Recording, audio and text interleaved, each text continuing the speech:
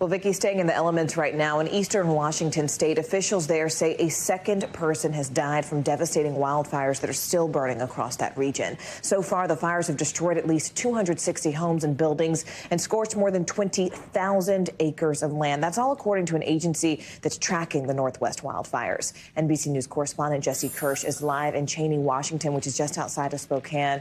Jesse, I know you're there live in Spokane. I see you have an umbrella. I see it's raining there. I do have to ask, what are the conditions like right now? I know that you spoke with people who evacuated. What did they say as they're still braving the elements trying to get out?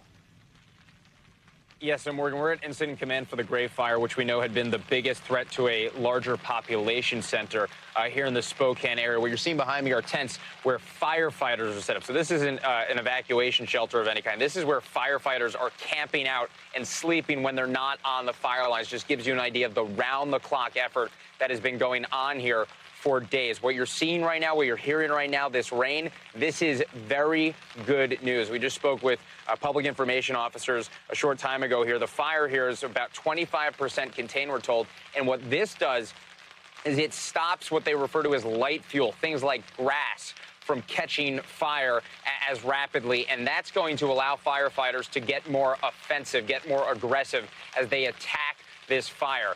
Roughly 4,000 of the roughly 5,000 people in and around Medical Lake, the small city where we were yesterday, roughly 4 of the 5,000 people who were evacuated or were ordered to evacuate from there have been told they can now return to their homes. However, people who live within the actual fire footprint, so where flames have actually gotten, those people are still being told they should not be going home. So that's the situation on the ground here. And again, what we're seeing right now is something we were expecting. It was in the forecast, and this is definitely promising news.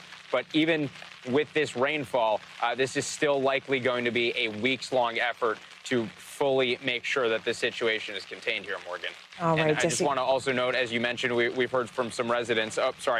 We've heard from some residents. We've talked to people in the community, spoke with a man who helped get people who use wheelchairs about a quarter mile on foot. He was pushing them with others. They were pushing this group because there wasn't time to try helping them get on buses. Here's part of what he described seeing. I just see a fireball up behind the white building, and I was just, my reaction was like, oh crap, I need to make sure they're evacuating.